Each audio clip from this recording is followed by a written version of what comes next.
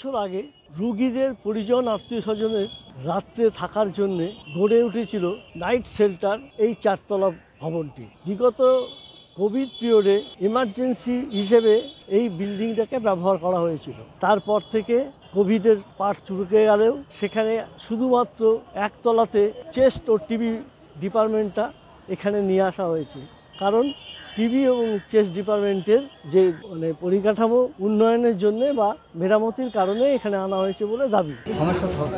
সমস্যা হচ্ছে এবার এগুলো তো দেখবে, যারা দেখাশোনা করে তাদের দেখা উচিত, থাকার ব্যবস্থা করা ভালো একটা, যাতে যারা রুগী নিয়ে এসছে রাতের ভিতরে থাকতে পারে না, থাকার একটা সুব্যবস্থা করলে ভালো হয়।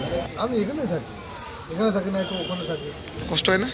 কষ্ট তো হয়, এখানে যদি গ্রেডের ব্যবস্থা করে দেয় তাও একরকম হয়, তো সে ব্যবস্থা তো হয় না। এটা তো মেডিকেল কলেজ একটা। হ্যাঁ, মেডিকেল কলেজ ঠিক আছে, কিন্তু তো যারা আছেন তাদের তো কষ্ট হয়। রাতে থাকার জায়গা নেই এখানে? থাকার জায়গায় এই তো এই অবস্থা আছে, সব ফাঁকা জায়গা চারি সাইডে এইভাবে শুয়ে আছে। এখানে থাকতে হচ্ছে, এরকম পরিস্থিতি ভালো করে দেখতে পাচ্ছি না, কি করবো, এখানে থেকে দিন কাটাতে হচ্ছে, রাত কাটাতে হচ্ছে। গাছের নিচে কাটাবো আর ন্যাচারালটা আবার চালু হয়ে যাবে। আর বেসিক্যালি কেউ আমাদের কাছে আসেননি বলে আমরা কোভিডের সময় তো অনেকেই ছিলেন, ইভেন পুলিশরাও ছিলেন, হ্যাঁ, তো সবাইকেই আমরা ওখানে থাকতে দিয়েছিলাম।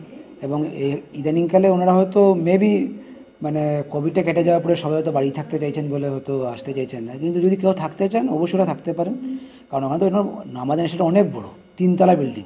ইভেন যারা বাইরে থেকে এসছেন ওরা দেখে বলি, বাবা আপনি এতগুলো নাইট শেল্টার। সুতরাং আমাদের জায়গার সমস্যা নেই, একটা জায়গাতে গ্রাউন্ড ফ্লোরে শুধু ছোট্ট একটু জায়গাতে চেস্ট ওপিডিতে বসানো, যেহেতু ওদের জায়গাটা রিনোভেশনের ভাবছি, যেটা ভেঙে গেছে বলে।